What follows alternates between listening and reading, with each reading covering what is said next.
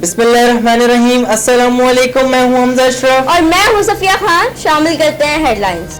Contract मुलाजमतों को मुंतकिल किए जाने के खिलाफ सिंध के असातिज़ा का कराची प्रेस क्लब पर एहतजाज। वज़ीर आला हाउस जाने की कोशिश, पुलिस का मुजाहिरीन के खिलाफ ताकत का इस्तेमाल, पुलिस का लाठी चार्ज और शेलिंग, कई असातिज़ा जख्मी हो गए।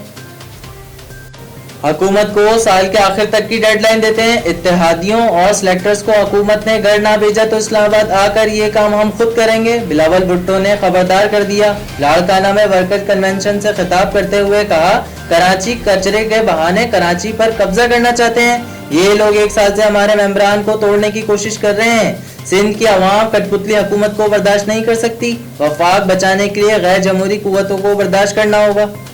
तर्जुमान मुस्लिम लीग नून मरियम औरंगजेब ने कहा है कि हुकूमती तरजीहात में झूठ बोलना, महंगाई, बेरोजगारी में इजाफा है। इमरान खान की हुकूमत ने कौम को मकरूज करने का तारीखी रिकॉर्ड कायम कर दिया। श्रीनगर में पाकिस्तान का झंडा लहराएंगे, खूनी लकीरों को उखाड़ फेंकेंगे। वजीर आजम आजाद कश्मीर की ललकार। राजा फारूक हैदर का लोकल सेक्टर का दौरा। खिताब में कहा, भारत ने जारियत की तो दुश्मन की फौज का कब्रिस्तान बनाएंगे। सऊदी अरब में तेल की तनसीबात पर हमले ने खित्ते की कशीदगी में मजीद तेल डाल दिया।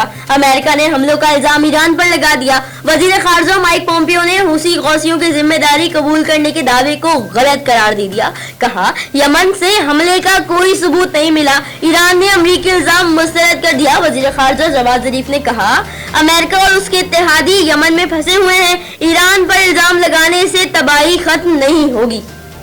फिलहाल कितना ही। मजीद खबरों और अपडेट्स के लिए विजिट करें हमारी वेबसाइट csnlive.tv। इसके अलावा आप हमें फेसबुक और ट्विटर पर भी ज्वाइन कर सकते हैं। देखते रहिए CSN।